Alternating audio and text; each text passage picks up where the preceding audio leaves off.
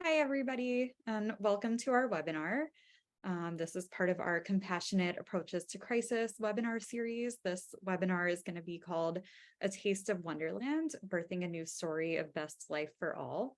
And our presenters are Hillary Von Welter and Brett Warshawski. I'm Shira Collings, and I'm the youth coordinator for the National Empowerment Center.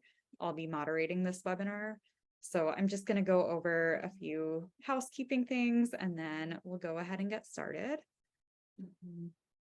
So this webinar was developed in part under grant number SM062560 from the Substance Abuse and Mental Health Services Administration, SAMHSA, the U.S. Department of Health and Human Services.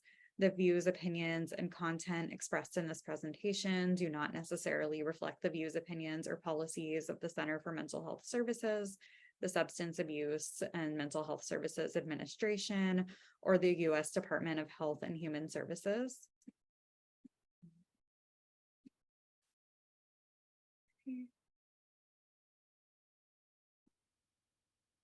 This webinar will be recorded, and the recording will be posted to the National Empowerment Center website at power2u.org. If you do not wish to be seen on the recording, you're welcome to turn off your camera. Closed captioning is available for this webinar. You can click on the CC or more to view closed captioning. You can also view the entire transcript of the meeting by clicking on Show Transcript. And at the end of the webinar, there's going to be a Q&A session. You're invited to ask questions at any time through the chat function, and we will do our best to answer all questions. You will also have a chance to raise your Zoom hand to speak. If we do not answer your question, you're welcome to email us at info4@power2u.org, and we'll do our best to get back to you. And you're also welcome to make comments using the chat function. We really want this to be an interactive webinar. We really encourage discussion, so please feel free to use the chat as much as you want. So I'm now going to introduce our presenters, and then in a second, I'll give other panelists the chance to introduce themselves. So first we have Hillary Von Welter. She's the CEO of Essentia, a company that explores new landscapes and frontiers, uncovering uncharted territory and unleashing hidden potential into practical solutions to chronic issues. Thriving at the intersections of disciplines, Hillary undertakes breakthrough work through innovative research into the unknown, unseen, and unheard, and weaves together distinctly different perspectives and knowledge into concrete action. The goal is to find enriching, inventive well-being of all through the significant challenges of our tumultuous world. Hillary is a co-founder of the Mad Hatter Summit, inspired by the lived experiences of her son. And you can see the links there to find out more. Brett Warshawski has been on a nomadic visionary troubadour journey around the world with his wife and friends, pollinating radical change through spirit-motivated social action. Through his explorations and praxis, he has become a futurist and undercover thought leader on topics such as mental health, philanthropy, self-organization, new economics, gifting, socio-technologies, artivism, co-creation, conscious evolution, and so much more. Full bio and projects at the link on the screen. Brett is a co-founder of the Mad Hatter Summit, inspired by his own lived experiences. So I'm going to go ahead and stop sharing this. And let me just see here. So I want to ask each of the on-screen participants, Maya, Matt, Franco, and Ayana, to introduce yourselves by saying your name, where you're calling in from, and one reason why you're wanting to participate. And before we go ahead with that, I also want to introduce Joshua Roberts, who's going to be watching the chat and is available if any of the conversation triggers any stress or if anything comes up for you that you're wanting to talk through. So if the on-screen participants could go ahead and introduce yourselves. I'm going to go ahead and spotlight everyone as you're doing that, but feel free to go ahead.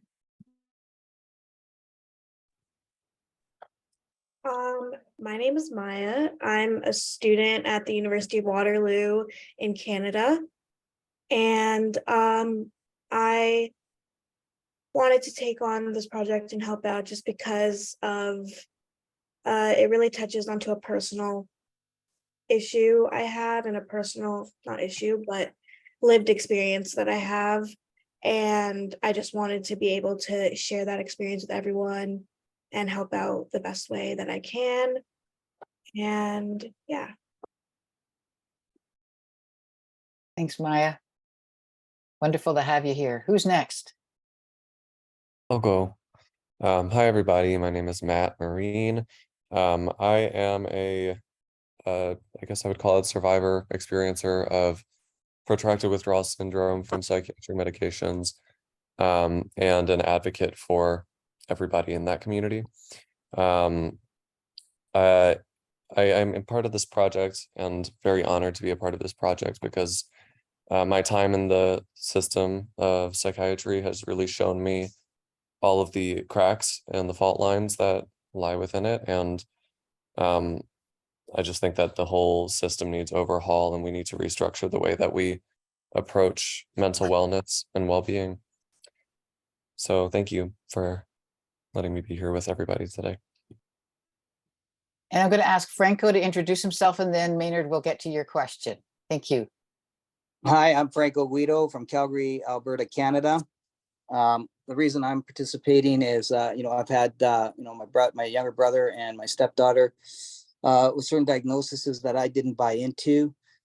Just the what if question came up, as Matt was saying. I saw cracks, and what I saw as their gifts, other people saw as labels. And so I know there's missing pieces to the puzzle. So I'm grateful to be here to explore new ways where my filters can see more of those gifts in people. Thank you, Franco. Maynard, you have a question? Oh, no, I'm sorry. I was just introducing myself. I just raised my hand for order. Oh, okay.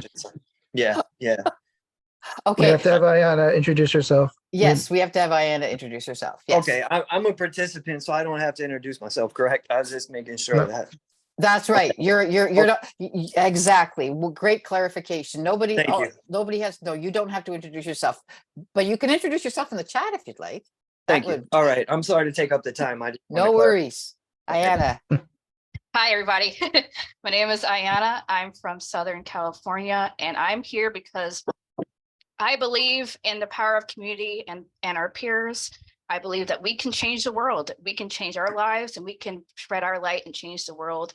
I had lived experience. I felt isolated my whole life with my anxiety and undiagnosed problems. So I want to be the change, or the change that we need. So that's why I'm here.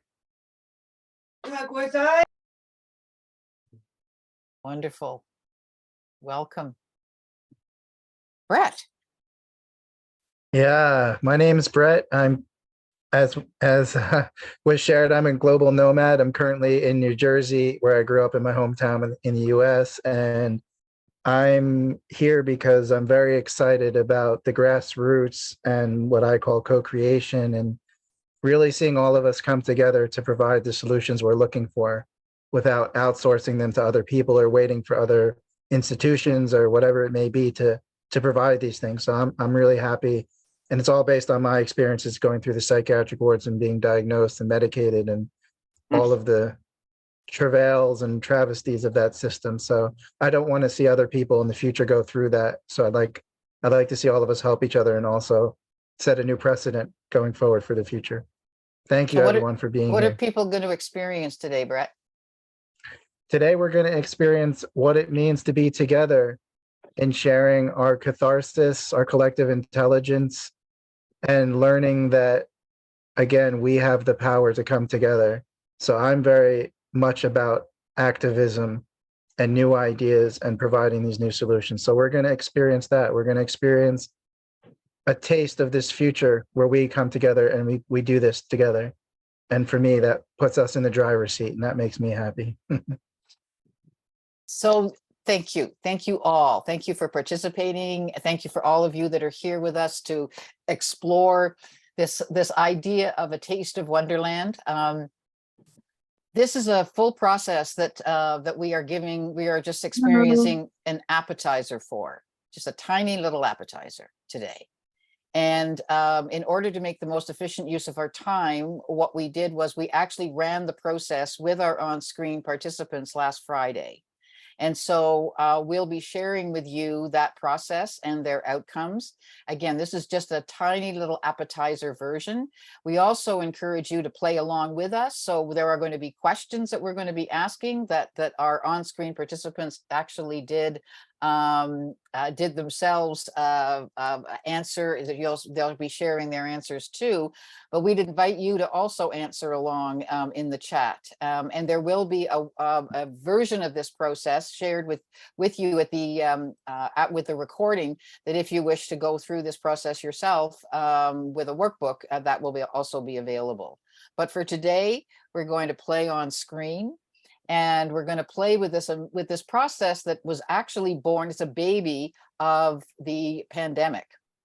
And in the September of 2020, I met a fascinating man from Melbourne, Australia, who we started to meet every week online. And I said one day to him, Alex, it feels like I've fallen down the rabbit hole. And he said, wait a second. He said, you know what? I have a lost map of Wonderland that was part of an exhibit here in Melbourne, Australia, a couple of years ago. I'm going to go find it. So he found the lost map of Wonderland. And the moment I saw Wonderland on a map, I went, this is a new process. This is a process we can use to really look at how do we co-create different alternatives. And because of my own experience with my youngest son, who was both he and I have been in the game of systems change. I've been doing it more from as a healer strategist. He's been doing it from inside the systems. So he challenged the educational system, he's challenged the legal system, and now he's challenging the mental health system. And because of the experiences that I had with him, I was really moved to wanted to explore there had to be a different alternative in a different way. So I met Brett in the online world of the pandemic, and we shared a desire to want to explore, was it just intuitive feelings around where the breakdowns were happening around the whole area of mental health, or was something else happening? And so we used A Taste of Wonderland under the banner of Call to the Mothers. And with Call to the Mothers, it was a way of exploring the nature of the cracks in the system, the nature of the breakdowns in the system, but also exploring where the new possibilities were. And we did a physical pilot of this process in Malawi, Africa last year. And we realized how potent this process is and how adaptive it is to be able to explore different alternatives. So that's what we're going to be experiencing today. But one of the other things that we discovered as we were going through our research was that we had to start reframing. The fundamental pieces of what we were starting to discover were, number one, what if the epidemic of crisis, pain, hopelessness, and powerlessness are natural responses to what we would consider normal? Oh boy, here we go. Hang on. We've got a problem with the slides. I changed them, but they're not changing right now. So I'm going to go back. What if these indicators were a broader shift to seismic breakdown? What if they were focusing on systems and not roots? And what about transformational breakthroughs that were available to us all around?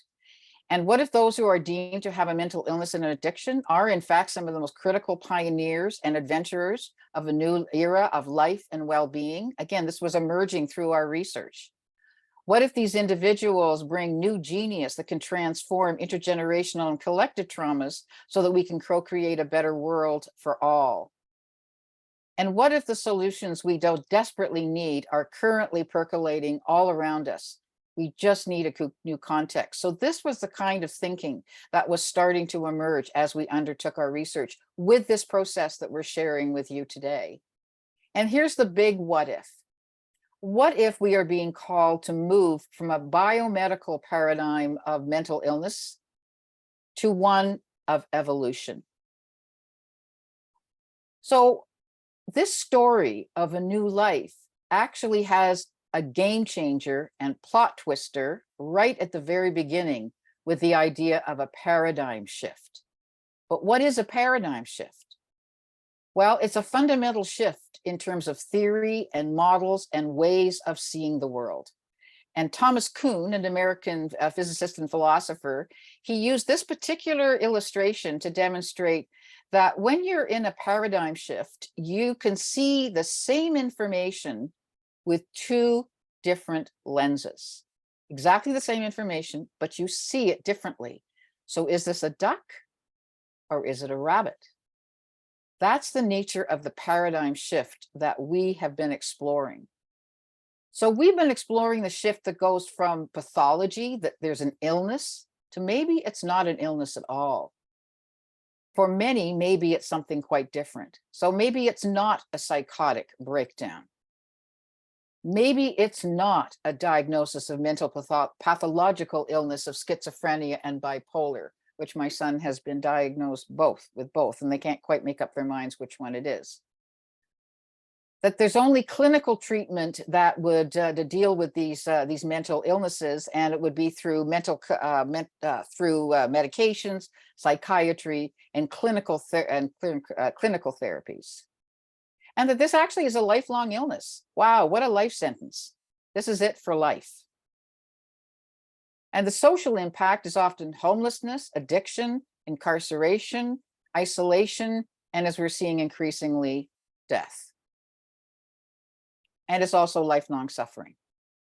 But what if we were to look at exactly the same situation and conditions and see them with a different lens? What if instead of seeing a psychotic breakdown, we saw evolutionary breakthrough? What if instead of mental pathological illness, we saw these as signs of the human systems that's changing as part of evolution that includes spiritual emergence and neurodiversity that we desperately need today in order to problem solve some of the most critical issues that we're facing?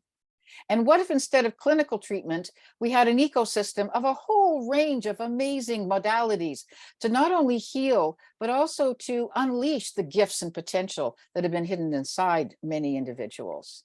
And what if instead of lifelong illness, mental illness, we were looking at regenerated lives with social impact of community contribution, well-being, and innovation? And instead of lifelong suffering, we were looking at a best life, including healing, resilience, and joy. So I'm going to, I would ask that those of you in the watching, if you could answer the couple of questions in the chat, which I'm going to ask our online experts here. When you look at this change, the from to, what kind of feelings come up for you when you look at those two columns? Anybody have anything they want to share? Are there any feelings that emerge? Ayanna? Sorry. All right. So a lot of people are saying hope and belonging. That's what I feel. I feel like I identify a lot with the struggles, and I identify with the hopes and the vision that are mentioned here. And it makes me feel like I'm not alone. And I think that's what a lot of people are looking for, that hope that we're not alone, we're a community and we can belong. So that's how I feel about it. Beautiful. Oh, good. Can you see me? No. Hello? Yes, This is hello. Julia. Can you see me? Yes, hear me? now I can, yes. Okay, great. One of the reasons I got on this call was because it tapped into something that's happening for me currently. And I was very surprised. It was almost like you read my mind. I'm just in the process of something. I created myself out of a relationship that had me evolve and have this incredible breakthrough where two parts of my personality may be integrating at last. I'm in my late 60s. And I've been a person that's experienced mental illness, depression, bipolar, and there seemed no cure. And the psych community seems to kind of hold you in stasis where instead of trying to help you work through and get out, it sort of maintains you in it. And as a person of color, not having enough providers of color who understand the impact of sort of like the damage of race and racism on people of color and how to help us through it. So I've been in therapy many years and I stay in it because it's the safest place for me. But what has happened recently has caused me to write this practically a novel now on a Fantastic. journey that has had me evolve into a creature. And so I'm really fascinated by what you're doing and want to hear more. Fantastic. And and Diane, I know you have your hand up. I'm going to take one more question, and then because what we'd like to do is we just like to go through the process, and if holding the questions until the end, if you could. But Diane, you have your hand up.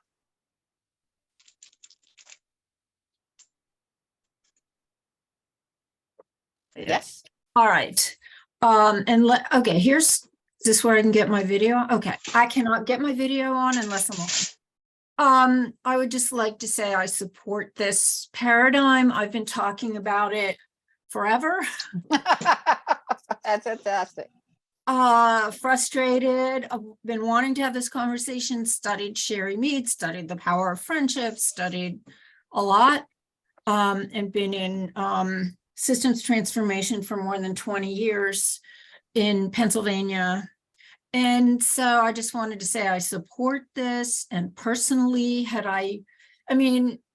I've had many benefits from personal experience when I've had struggles.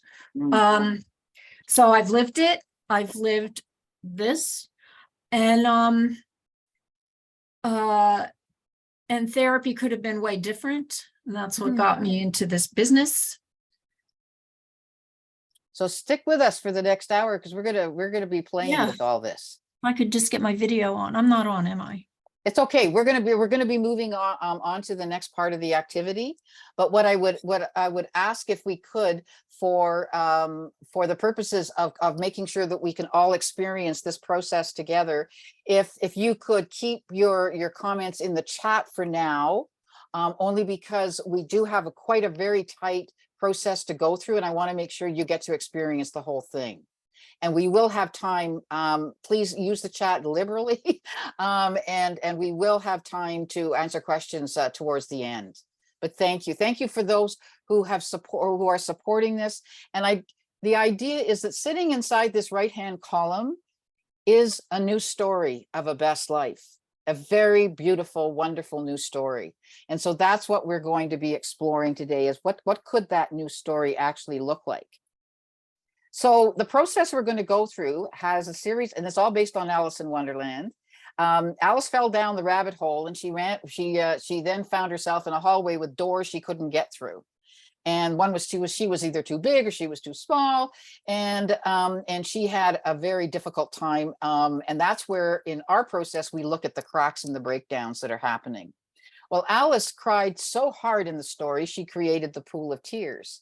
So we also have a pool of tears. In our pool of tears, we're looking at what we're grieving and what is dying that we need to let go of.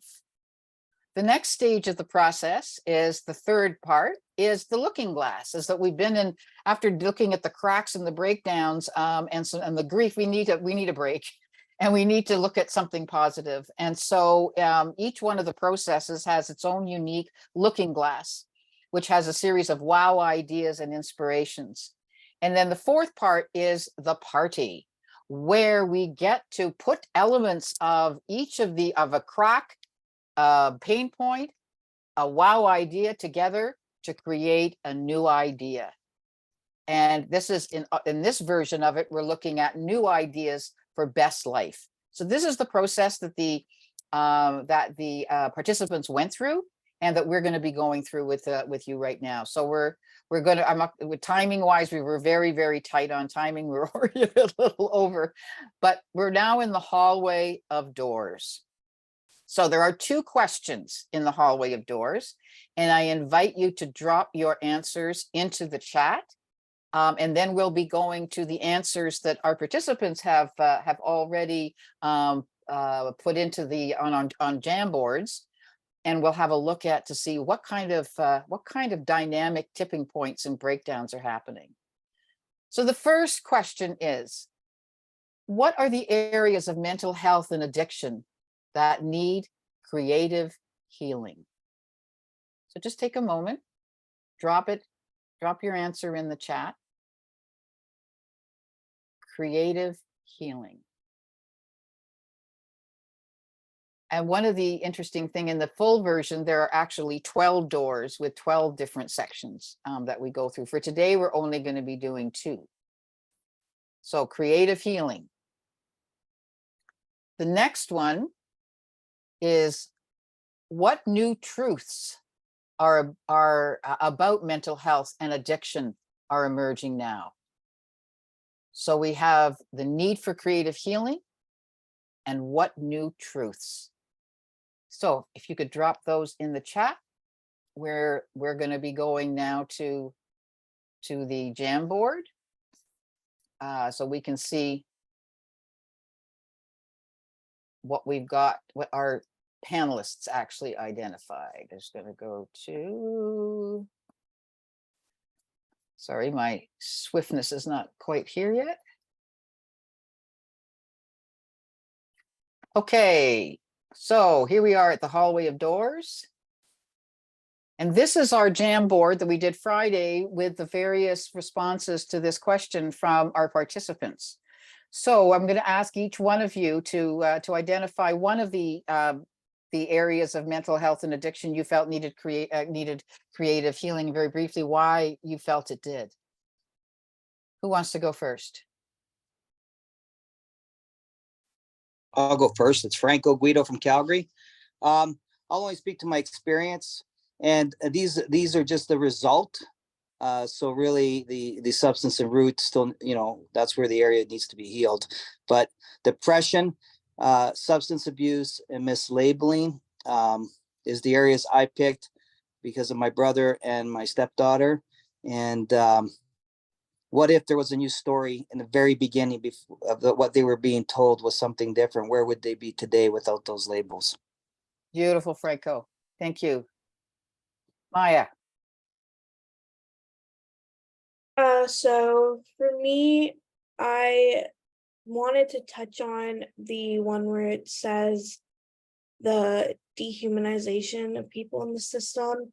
The reason that I wanted to choose that one is because I have a younger sibling who has gone through the system and was admitted to a hospital and had a quote unquote psychotic breakdown, as the doctors said it, which I thought just felt very dehumanizing to them, because that's not what happened at all. As we were saying earlier, in the paradigm shift to saying psychotic breakdown to breakthrough, which is a better way of saying it, because they realize that, okay, I'm not the issue here, but I need to find better ways to help myself and to help others.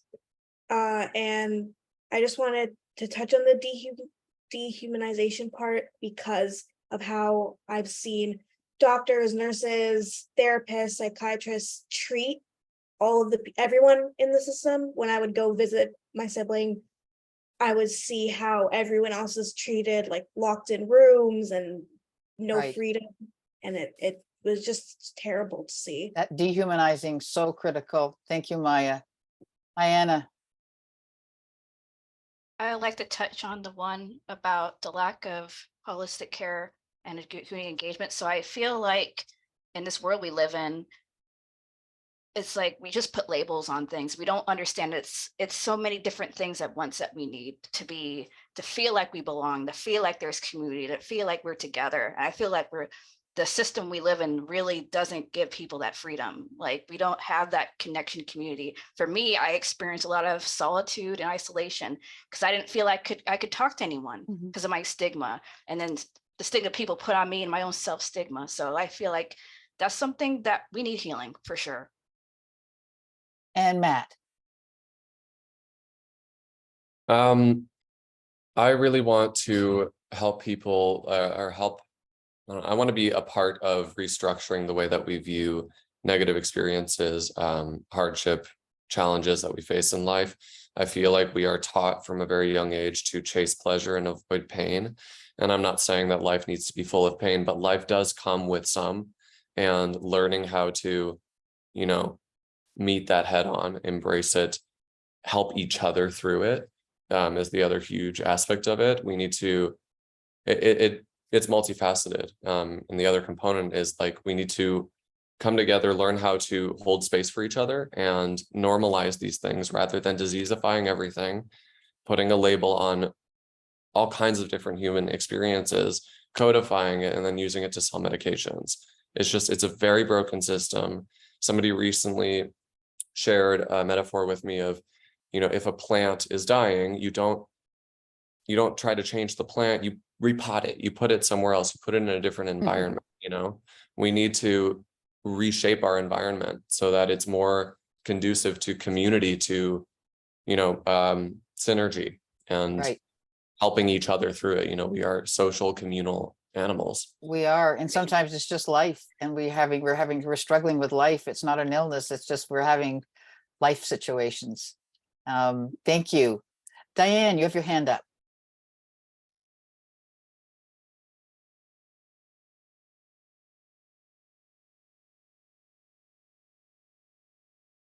I think you're still on mute.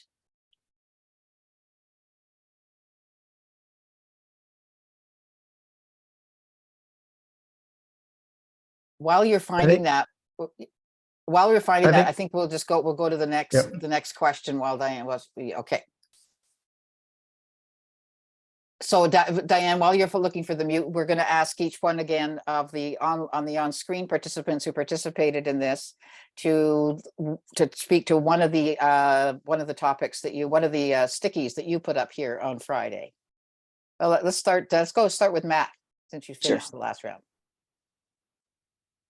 Can you repeat that one more time? I'm sorry. Just pick which one of these would you like to speak to that you put up here on Friday that moves you. Yes. So the one that I typed was the green one next to the dragon's head.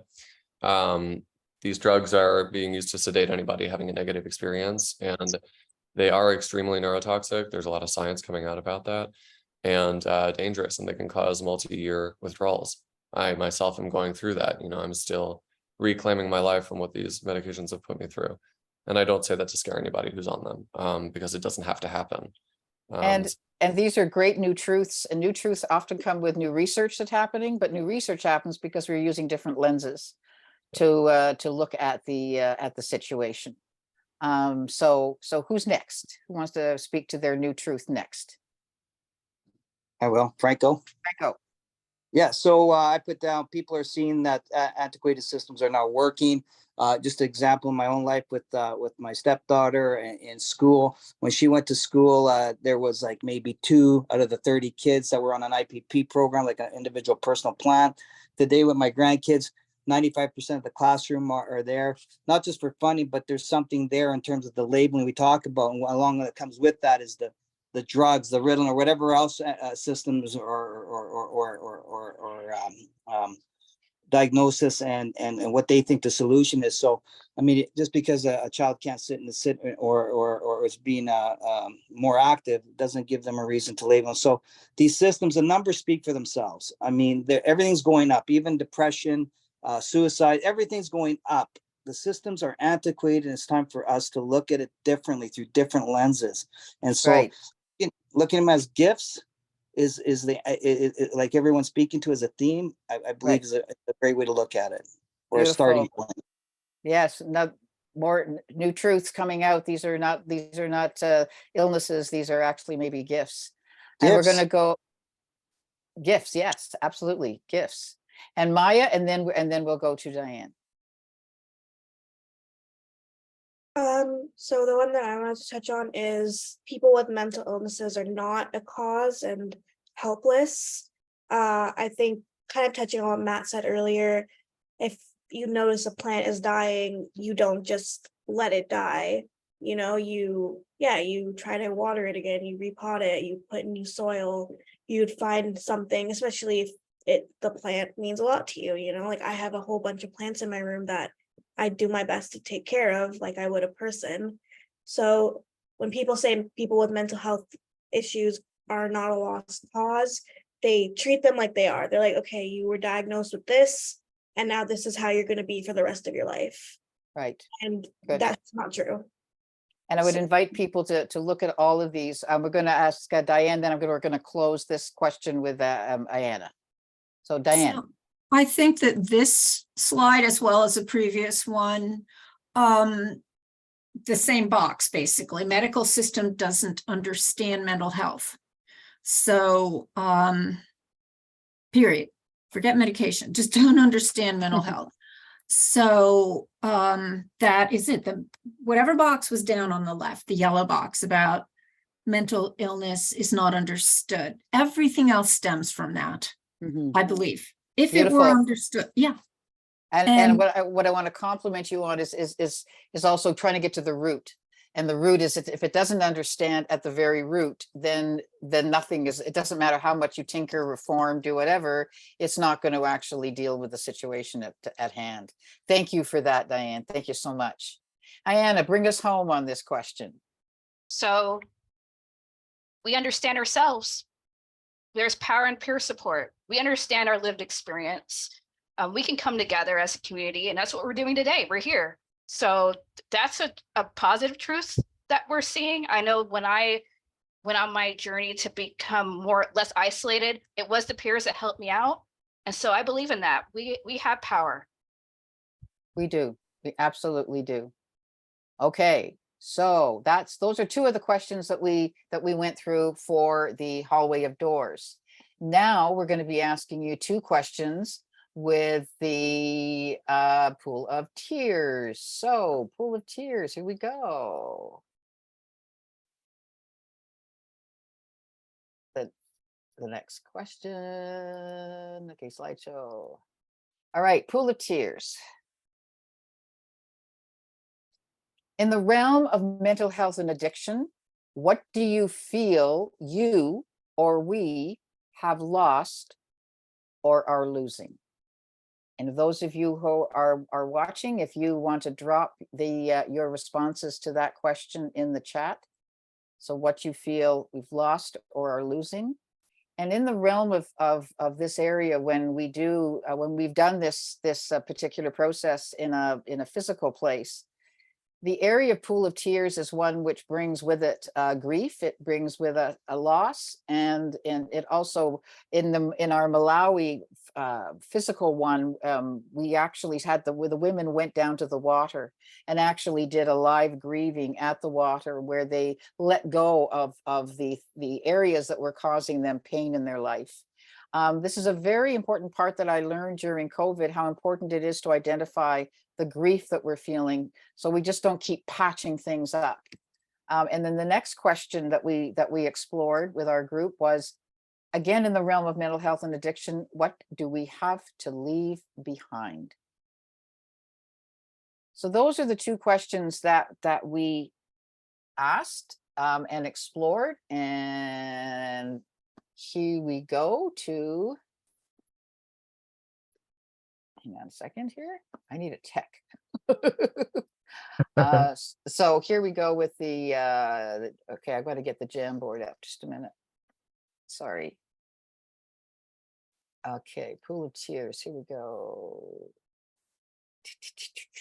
Thank you, everybody, for contributing in the Zoom chat.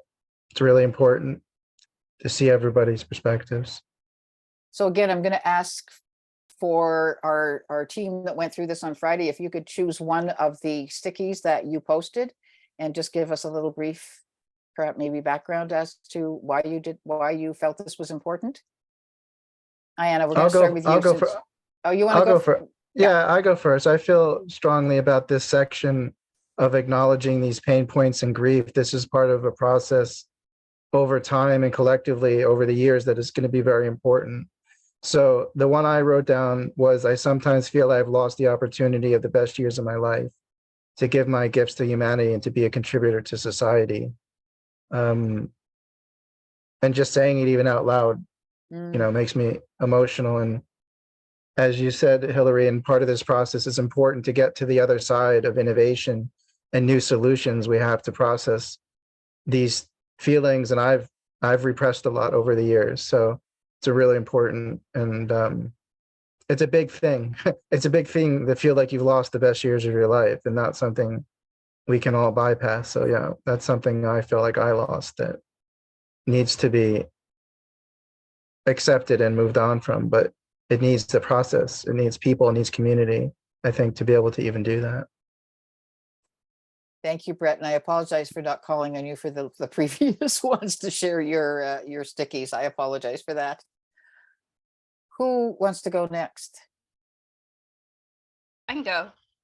So, a loss of connection with friends and family because of stigma, not self-stigma as well. So I had to walk away from my entire religious community I grew up with. And my family, I don't talk to them about my problems or things I've been through. And that disconnection, the lack of communication, the people that would have meant the most to me was definitely the biggest loss, but the biggest push towards transformation I've ever had in my life, because I had to renew myself. So, but that's a huge loss, losing people that you thought you can trust, and the people you want to trust, but you can't really express yourself. Right. That's a huge loss. Totally. Franco. Hey, I've lost people physically to suicide. I've lost people emotionally to depression, including myself and many people around me today. And I've lost people mentally to substance addiction again, right now, presently. So, I just think that we and I speak to myself and the people around me. I'll echo what Brett says. I've lost some of the best years of their life. So there's opportunity here. Maya. Thank you, Franco. The one that I wrote was myself/ourselves. I have also been put through the mental health system just by getting diagnosed with a bunch of things, and as well all the medications that they give you. And what I've noticed is before I started taking all those medications, I was a completely different person, a way better, happier person. And I feel like after I went through all of that, medication, therapists, psychiatrists, I kind of lost a part of myself and who I used to be.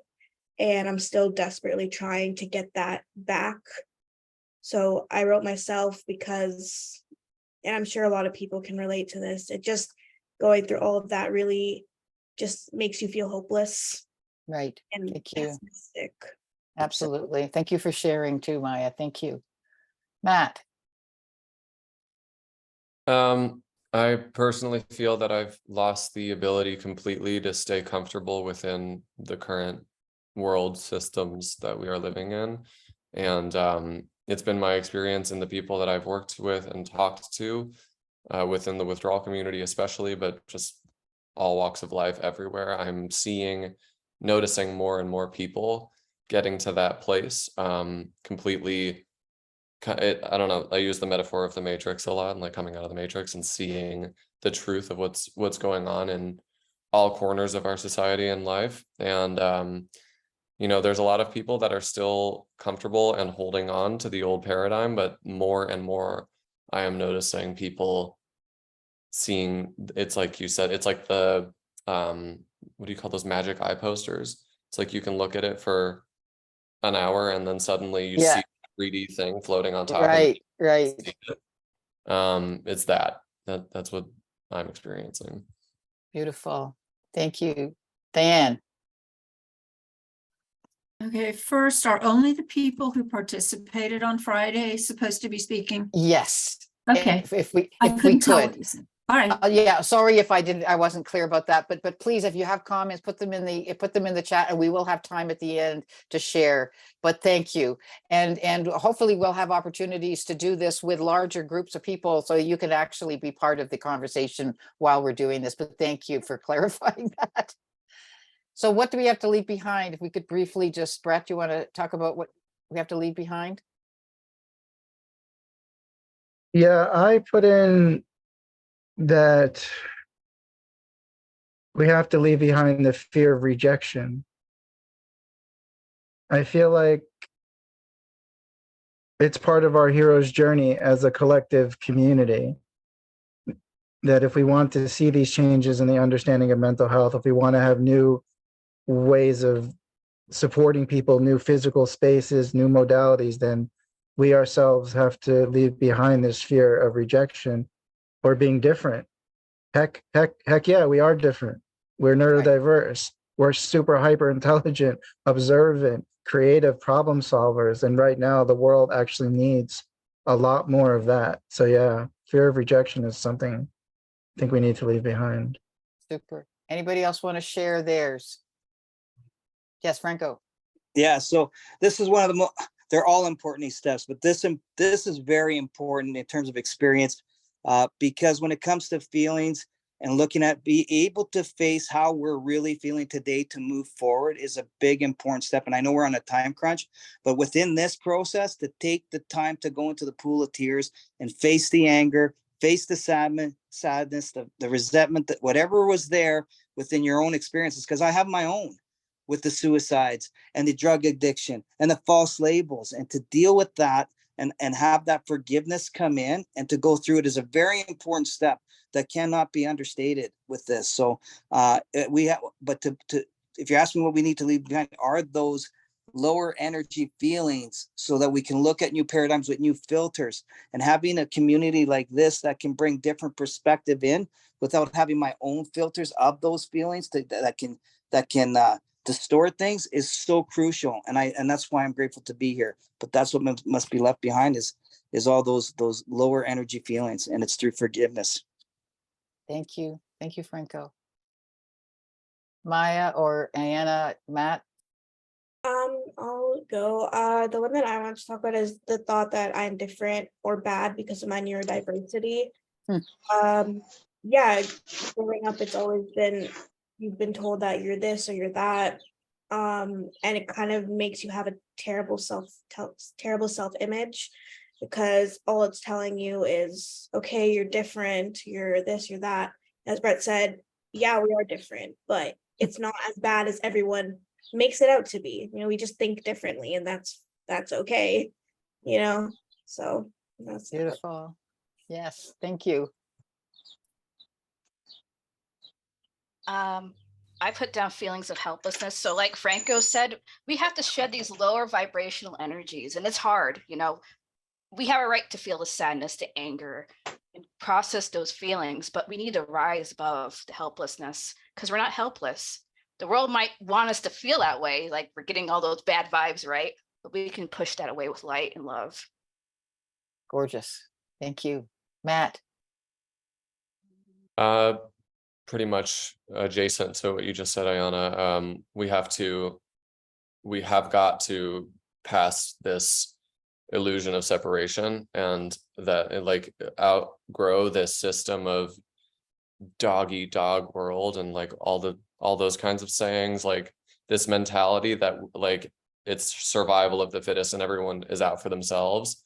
That needs to be left behind, and we have to come together. That kind of stuff I feel is very intentionally installed in all of us, and it's used to control people, and to keep everybody separate and fighting, and that's how you conquer anyone. It's history. It's happened 1,000 times. So yeah, we need to come together is the long and short of it. Beautiful. And what's really interesting in nature, we've learned, is that the studies that have been done with foxes, for an example, have identified that foxes get smarter the more friendlier they get. And so now it's survival of the friendliest as opposed to survival of the fittest. So that's something nature has a lot of lessons to teach us. So we've gone through the cracks, and we've gone through the pain points. And so now it's time to shed, as Ayana talked about, let's put some light into the situation. And now let's start to look at some possibilities that we can look at for some wow ideas that might help us find some different solutions. So I'm just going to put in the chat what I'm going to be sharing. Hang on a second.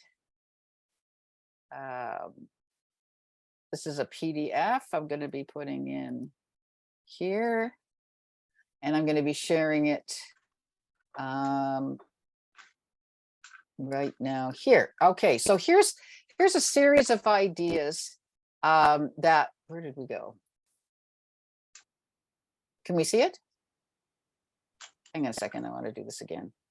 Too many things open here. All right, we got it. So these are a series of ideas that I'm going to run through incredibly quickly because we have limited time. That we put a different kind of looking glass often for different different types of scenarios. So this is the one that we customized for today. And we're going to be going through this this series of what we call the WOW inspirations. And again, I'm going to go through them very quickly, but there is a PDF if you want to refer. In energy healing, did you know that you can heal intergenerational trauma by rewriting your internal story using the natural healing processes of the body and restore physical and emotional well-being? So here's one possibility: energy healing. Another possibility, equine magic. Did you know you can restore your wonder at the world, awaken your belief in magic, dreams, and possibilities, as well as improve your health and well-being by interacting with the power, beauty, and spirit of horses? My son actually goes to a beautiful shaman with amazing horses that have helped him figure out some very deep questions that he's been exploring. Artivism, which is what Brett mentioned. Did you know that you can heal yourself using a wonderful range of art, visual art, poetry, film, dance, music, as well as photography, to change your beliefs and attitudes, while at the same time activating social transformation? Social entrepreneurship. Did you know that IKEA supports social enterprises around the world with a vision to create a more inclusive and equal society and to be part of creating new opportunities for vulnerable people and communities while fighting the root causes of poverty and inequality? And this is a photograph of the women who have the micro entrepreneurs that IKEA are supporting right now. All the cushions that you see in IKEA are bought from these women entrepreneurs. And so it's a really fabulous way of supporting different entrepreneurs around the world. Forest bathing. Did you know that trees release oils into the air called phytoncides, and inhaling these natural essences can actually help to boost your immune system? There's a lot more magic to trees and a lot more that they offer, but that's just one of the gifts that they give. Fashion forward. Did you know that fashion is currently being used to design future scenarios, as well as unleash radical creativity by giving new life to discarded fabrics and textiles, as well as designers inside prisons, refugee camps, and shelters? Did you know with vibrational sound healing that the frequency of the sound synchronizes with the brain waves and activates de-stress responses in the body, promoting circulation, energy flow, and rejuvenation? Amazing healing technology there. And if any of these are sort of you're gravitating towards or resonating with ones, make note of the ones that are sort of calling to you. Meditation. Did you know that the practice of meditation for calming one's mind and body can be applied to any activity, not just sitting alone in a room, but any activity, as long as we are fully aware inside and in the moment? Many people do meditative walks, meditative runs. Meditation can happen anywhere. Wellness travel. Did you know that wellness offerings in the travel and hospitality industries are embracing sexual wellness, reproductive health, and sacred sexuality as visitors look to deepen their understanding of their bodies, minds, and connection between the two during their travels? A whole new way of understanding well-being and travel. Nutritional well-being. Did you know that nutritional well-being recognizes the importance of honoring the body's own feedback system and its incredible capacity to restore, regenerate, and correct itself when given the tools and nutrients to do so. And when we start to understand the three brain system of the head, the heart, and the gut, we start to really understand what a role the gut plays in the microbial diets that can be very helpful in understanding how do we actually deal with emotions that come from the gut as opposed to from the head. Indigenous innovation. Did you know that indigenous practices, techniques, and technologies are taking the driver's seat with engineering and design riding shotgun to tackle urgent climate issues and community well-being simultaneously? It's not either or, it's both together. And then finally, shamanic practices. Did you know that shamanism is humanity's most ancient wisdom tradition and works at the cutting edge of neuroscience and technology, sometimes with the use of psychedelics? So those are some of the for this particular activity, the ideas that we put into the looking glass. So as you can tell, there's some healing modalities, there's some really interesting innovative practices. There's a range of, and each one of these exists. These are not, absolutely are not hypothetical. They all exist right now. So what we did for the Mad Hat, for our for the pièce de résistance for our process, is that we asked our members to now go into the Mad Hatter Tea Party, where they had to take, and I'm just going to show you this slide. Boy, lots of jumping around. I apologize. Where they were asked to take, what the Mad Hatter Tea Party exists of, is going into the hallway of doors and taking a crack or breakdown, then going back into the pool of tears and choosing a pain point from those screens, and then choosing a wow alternative. And then they put them together to create a strange brew in the Mad Hatter Tea Party. So the breakdown, the pain, the new possibility, and now let's have a look at the ideas that they actually created, which are really fascinating. So let's go to that. Let's go to that. We'll come back to this theme at the end, but just to contextualize it, this is an example, a taste of a prototype. Where we're heading with this Taste of Wonderland is, creating a platform and an application and an incubator so that this becomes a means to delivering these new solutions. Or for someone I saw in the chat said, insurance doesn't always cover these things. Well, they may never cover these things. So maybe some of us can come up with new businesses, new enterprises that actually provide these services. And even with the new postmodern era of decentralization, this is my geek talk, and cryptocurrency and all these other things, there are ways to basically fund things, you might say tangentially, so you can provide services and not make people pay for them, because there's other ways to actually support the staff and the physical spaces. So this is where this is all heading, just as a bigger context why we're sharing today, just a peek into this process, because what we want to do is make it scalable. We want to turn this into something that the whole world is able to interact with. And we have this massive, think about a living database that was not run by pharmaceuticals or other interests, by the people, for the people, where we own all this data and we can get even paid to share this data.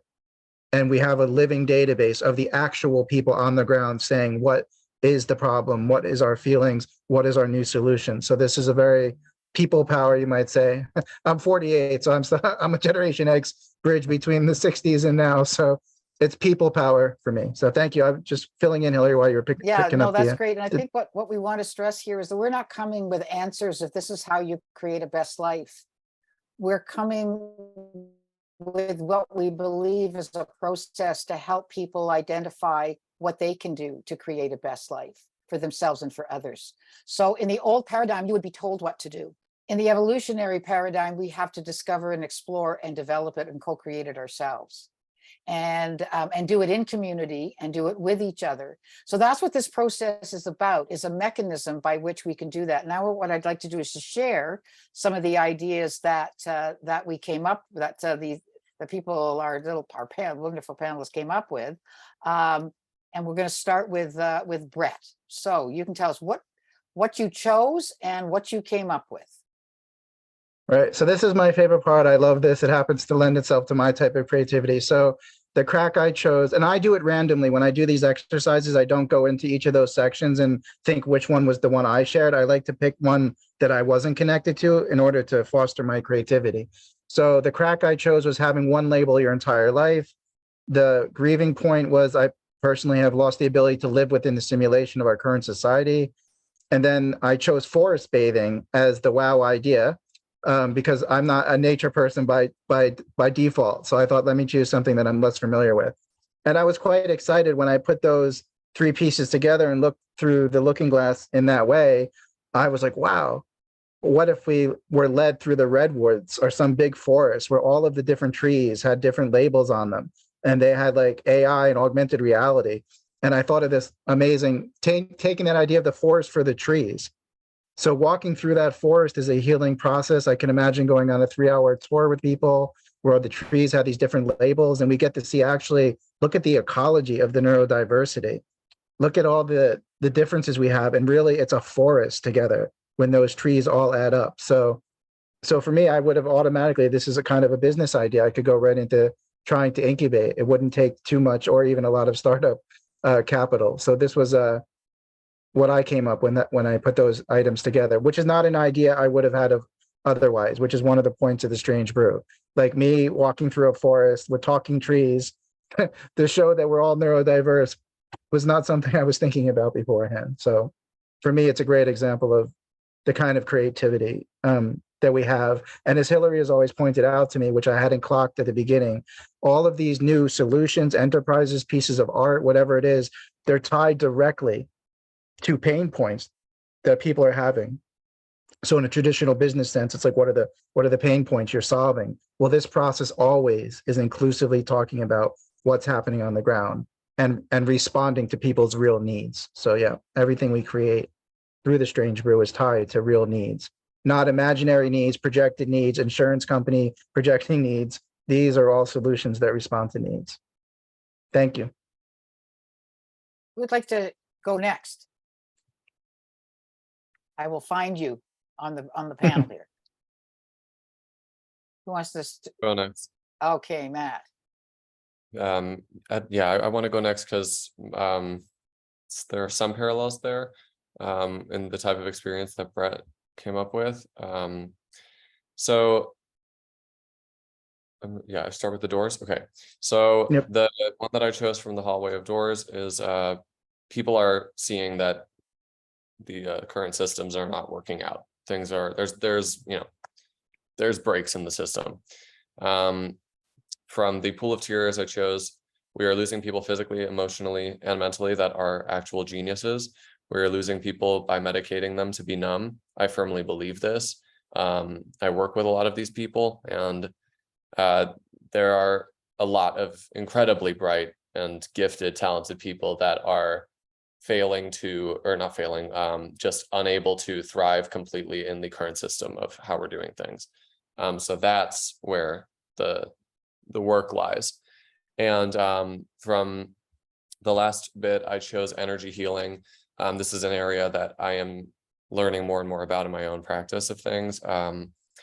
So combining all of these three things together, I have a dream and a vision to create sort of like, I call them soul excursions, or like just spiritual field trips, if you will. That kind of, I've heard a lot of negatively connotated people calling it like spiritual tourism like a bad thing. I view it as quite the opposite. It saved my life going on an experience like this. And so my vision is to take what would typically be touristy kind of things, like I don't know, any kind of a nature tour, like a guided kayaking tour, or a guided hike somewhere, or a diving tour, anything like that. taking these tourist kind of experiences and infusing them with these alternative healing modalities, things like I'm a certified hypnotherapist. I love that work. I want to combine hypnotherapy with the power of nature, do hypnosis in beautiful natural settings, calling in, the spirits that are all around us, to help and assist in the process. So yeah, infusing natural, like what we already think of as a normal tourist experiences with spiritual and mental healing modalities. Beautifully. And unleashing their genius at the same time. Exactly. Yeah. Beautiful, Matt. Thank you. Who wants to go next? Don't all jump. I can go. Okay, Oh. I had to find you here. Mhm. Hang on. My mouse isn't working properly. Hang on a second here. I think you were there. All right. So I chose lack of focus on holistic secure community engagement, then feeling like there isn't a secure place to belong. And then I also picked energy healing.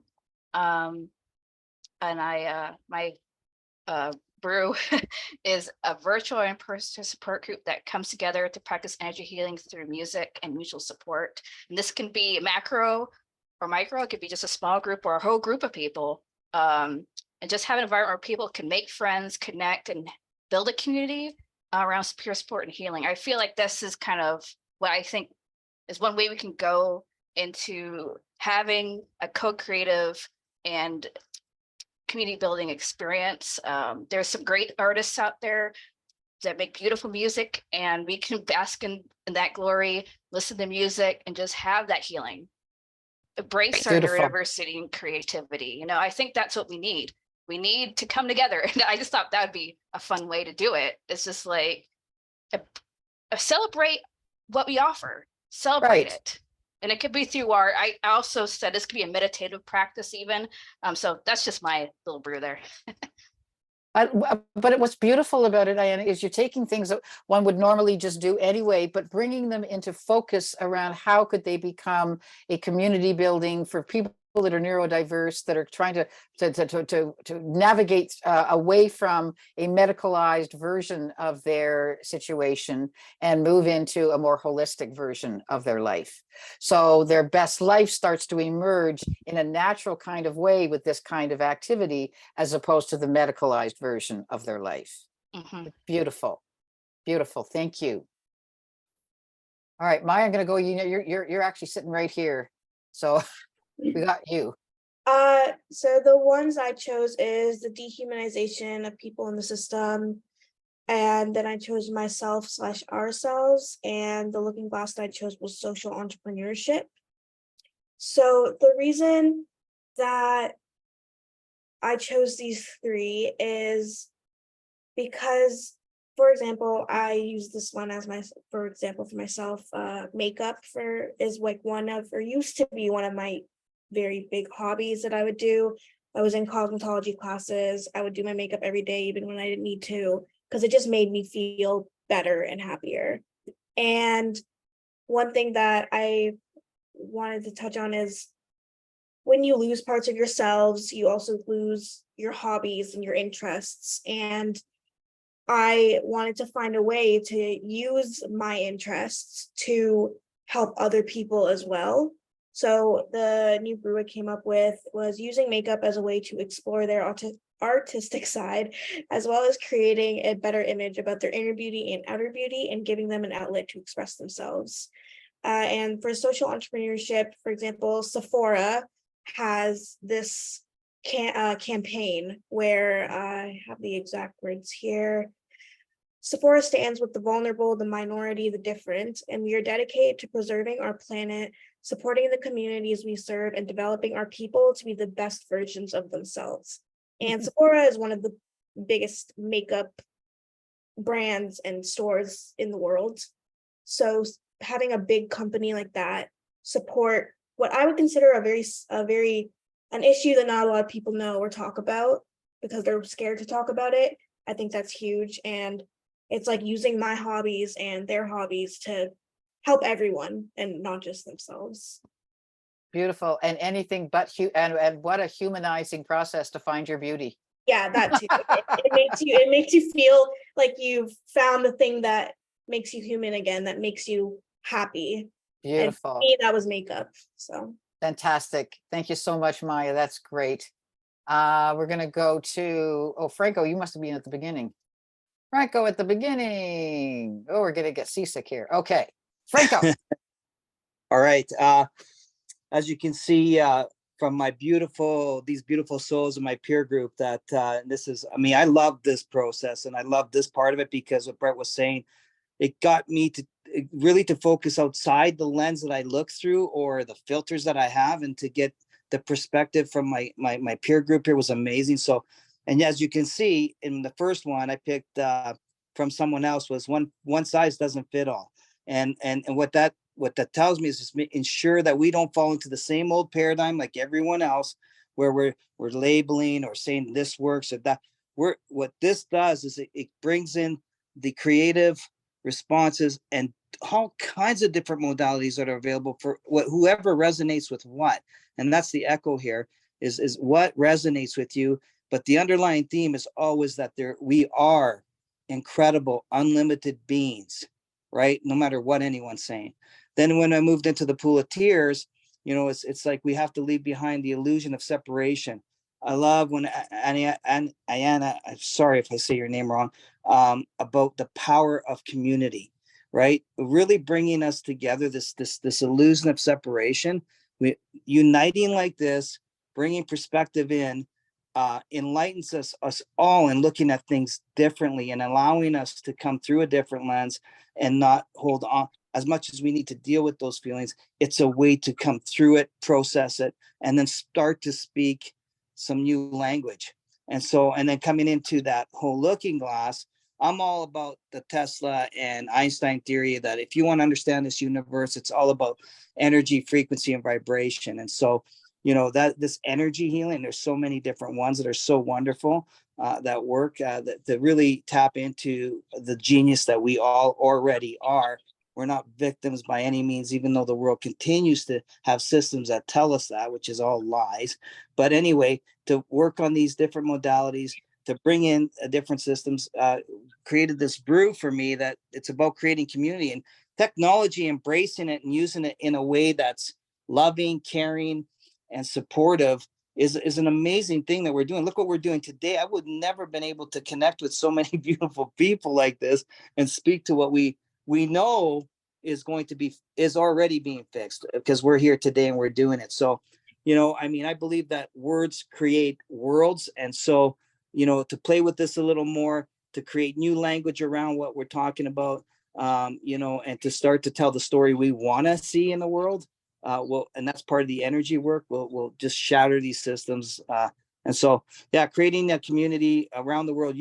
And this is kind of where I see myself fitting in with you, Hillary and Brett. Like, you have a system already, for me anyway, and there's many others out there where I can continually share this, a way for us to connect, a way for us to bring in programs, and a way for other people to contribute, not only their ideas, but their let's say in this financial system we live in, a way where they can invest into new ways where we can rebirth a lot of this. Beautiful. Thank you. Thank you, Franco. I'm just going to end with mine really quickly. So I chose addiction should be treated seriously and not be criminalized. I am celebrating 36 years of recovery. And so I've been through this process, and so addiction and that area is very, very close to my heart, as well as watching what's happened to my son. So I chose addiction as my crack. Trapping myself in self-stigma was the one that I chose from somebody else had written it down, and I chose fashion forward as the looking glass. And I thought about creating a pilot project where you would have a co-creative clothing line designed by those who are dealing with addiction, which has as its roots, which we know about addiction has as its roots the need for connection, that showcases newly revealed gifts.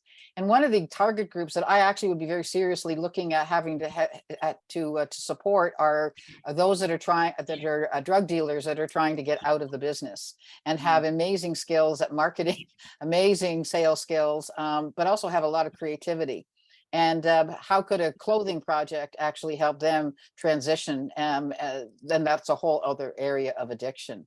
So those are just some of the ideas that we came up with, and what we are going to do now is open up to. But before we open up to questions, what I would really like is for each of you that participated in this process last week, and some of you participated before, just to give a sense of what the Franco, I think you've already spoken to how much you've gotten out of it in terms of just being able to create and whatever.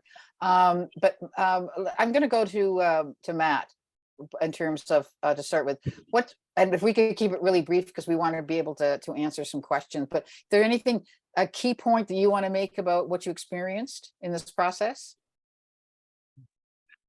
I think the biggest thing is just, it's so important to constantly keep an open mind and allow anyone around you that you're working with, or anyone that's like in this environment, for example, just allowing myself to stay open to everybody's perspectives and ideas. It changes things in unexpected ways. And yeah, it's kind of this like, I'm trying to think of like a metaphor, like smashing apart and then fractals and then coming back together. It's like this like breaking apart and restructuring that happens over and over and over again of all of these ideas. And what ends up coming out of it is something so unique and beautiful, and something that I may have not thought of on my own. So yeah, allowing it to kind of be like a collective has been the biggest lesson for me in this. Beautiful. Thank you. Anybody else want to share what it was like? What it's been like? Diana. The visions that were mentioned before, along with the struggles, seeing that it's a reality, that it's real. Like, it's one thing to think in your head, okay, this should be possible, but actually seeing it happening in front of you, seeing people come up with beautiful ideas, seeing the passion, seeing the inspiration, seeing the dedication that we have to have better lives. It's real. So I feel empowered. Beautiful. Thank you. Maya, anything you want to share? Yeah, just it definitely has given me some clarification and new ideas on myself and others and the people that I care about. And it just, from what everyone has said and all the comments and questions, it just has given me a newfound hope that there are people out there that feel the same thing and care as much as you do. Beautiful. Franco?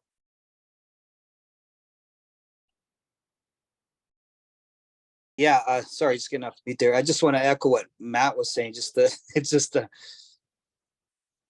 was a big burst of this.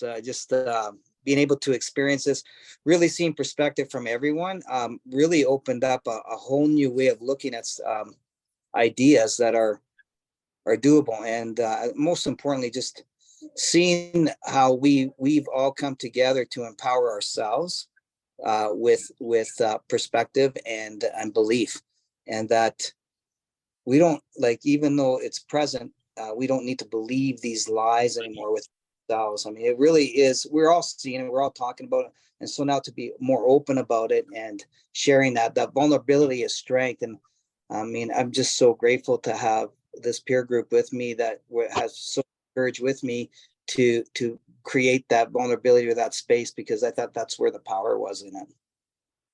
Nice. Brett. I just can't help bang my drum. I'm just super excited about standing on the shoulders of giants, standing on the shoulders with everyone who's already doing this work in the world, that has been commenting, the different sociologists, psychologists, therapists, and for me, this is the next iteration of the peer revolution, taking it out of like NAMI only or day programs only, where the peers have been kind of tied to the system to such a degree. This process helps me feel like an entrepreneur and an artist and an innovator and a creative and a solutionary. So every time I do it, every time I'm with a group of people watching all those chats go by, I'm like, I hope people can feel that too. And scaling this up, technology is brilliant for scaling things. So people ask, like, how do we get over the hump? Like, we all see these things, we're all working different ways. Like, how do we get over the hump as a humanity? It's through synergy, co-creation, and technology allows that to happen, through scalable means. So yeah, I'm excited. I'm always excited doing this process. For me, it's active. It's proactive too. It's not passive. Again, this is not about just naming stigmas. This is about building momentum and capacity building. And I believe this process and the platform we want to create is a part of the solution, not the only one, but it's a part of it. So thank you. Super. Okay, I'm going to ask if Josh, do we have any major questions? I'm sure we had a lot of incredibly active, an amazingly active chat. Are there any key questions that are coming forward? Yeah, amazing creativity and innovation in the chats. No kind of real pressing questions. I think someone had a question, but they're no longer here. But I think that you've rounded things off really well, unless anyone has any now. Anybody have it? This is a process that can be run in so many different ways, in so many different possibilities of how it can be run. It can be run physically, it can be run virtually, and in fact, it's going to be run in 5 different cities on August 12th, where we're going to do the Mad Hatter Summit. And the Mad Hatter Summit is the Taste of Wonderland process, running in San Diego with Josh. We're running it in Carbondale, Colorado with Rita. She's going to be running hers there. We're running one here in Toronto. We're running one just outside of Amsterdam, and we're running one in Zomba, Malawi again. So 5 different versions of this process will be running on the same day, each one looking at slightly different focuses. So Josh, do you want to speak a little bit about what yours is going to look at? Oh, yes, I'd love to. San Diego, California, the weather is perfect at the moment. We're going to be going into a forest or 200 acres where we access the medicine of mystical experience for mental health, tapping into this larger intelligence and kind of loving presence, and to be able to heal ourselves through community. So I appreciate being a part of it. It's absolutely fantastic. Super. And Maya, do you want to speak a little bit about the one in Toronto? Yeah, so we're having one on August 12th. And it's going to be similar to this, but it'll be an in-person event, and it'll be run by Hillary and I and my mom as well. And yeah, it'll just be a fun, more interactive experience that I think it'll be a very well put together event. And I hope that if any of you are around the Toronto area, that you can attend. And that. Beautiful. And our focus in Toronto is unleashing your genie. It's all about genius and genie, and it's at the University of Toronto. So Tammy, you have your hand up. I do. I hope you can hear me. Yes. I was wondering, is there a way to get a copy of this particular interview that we just did today so I could show it to other people? I think that would be a great way to kind of spread the word. And also, can we get like copies or at least links to the other ones that are going to be going on? Yes, we do. And Brett, do you want to speak about what's going to be happening after this? So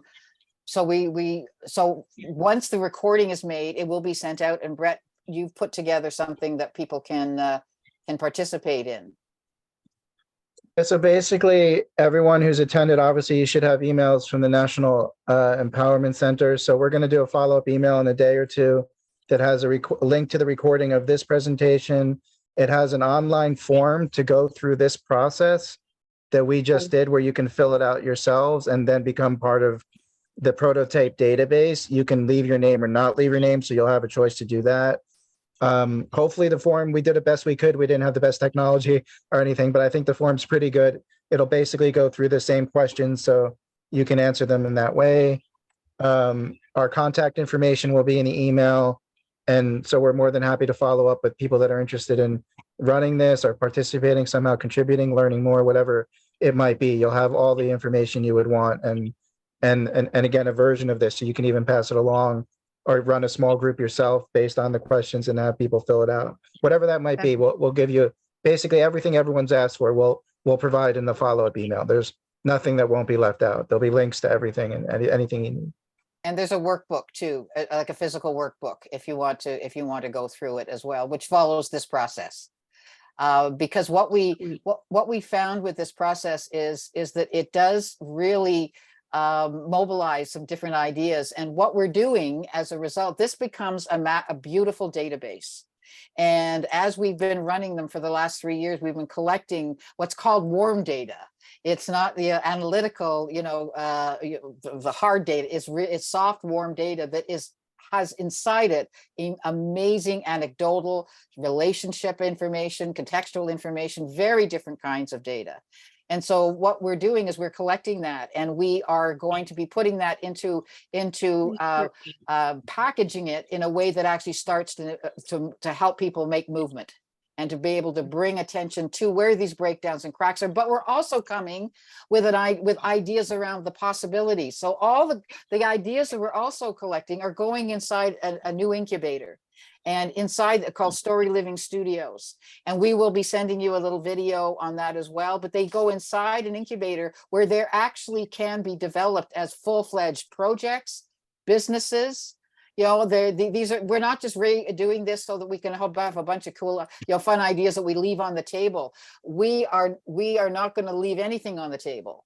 All this material is going to get utilized, and the more that those of you that complete the workbook, the more data we get. The more data we get, the more the movement grows. The more that we are able to support a peer evolution revolution, and that's what this whole process is really about. Awesome. Thanks. Okay, I think we're coming up on almost on time. Does anybody from our group have anything they would like to add? I just want to echo just my gratitude to my peer group that I worked with. Thank you for your perspective and being vulnerable with me and sharing your insights. It was very helpful for me. I want to thank Brett and Hillary for providing that platform for us. And I want to thank everybody who joined in today to echo your voices, and everyone who contributed to the chat, and the ones who didn't. That you have your thoughts, and that you're a voice in this world, and it's an important one, and that we all share that common theme of coming together as a community and sharing our love for one another. So that's all. I just want to say thank you with sincere gratitude. Thank you. And as we sort of close this up, I'd like to think about the whole focus was on a new story of a best life. And as we start to think about, do any of you who are listening or are on screen participants, are there any aspects of what does a best life look like now? When we start thinking about a best life, what does that feel like? What does that look like? Anybody got any? Just by all means, put it in the chat. But what we're trying to do here, we're not trying to change a system. That's not what we're at. We're at mobilizing a new story of what is a best life. And that falls into many different systems, many different places, many different opportunities. So, and we believe that those who have lived experience especially are bringing solutions, perspectives, and much needed creativity to the table, which we all desperately need right now. So rather than medicating it, locking it up, burying it, it's about dealing with the trauma that may be sitting on top of it, and then releasing this amazing flood of genius that we absolutely desperately need. I know it's sitting inside my young son, my 30-year-old son. I know as a mother, I know it's there, and I've witnessed horrific situations with him. But I know sitting inside is the most beautiful human being who really deserves the opportunity to fly. like we all do. Okay. Thank you so much, everybody. We really appreciate your activeness. I can't wait to have the time to go through the chat and actually read what's in the chat.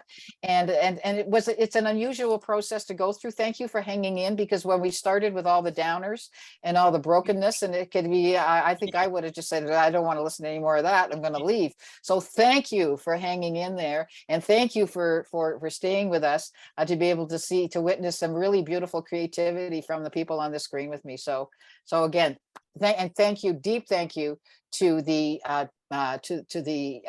you know, the National Empowerment Center. Thank you for giving us this opportunity to do this, and to Orks and Tanya, Yes, and Shira. Thank you so much. It's been just an absolute pleasure. Thank you. yes. Thank you to everyone. Thank you. Thank you all so much. We'll be sending out a follow-up email soon with the recording and PowerPoint and resources. So thank you all for being here. I'm going to go ahead and close out the webinar. Hope you all have a great rest of your day. Bye. Thank you.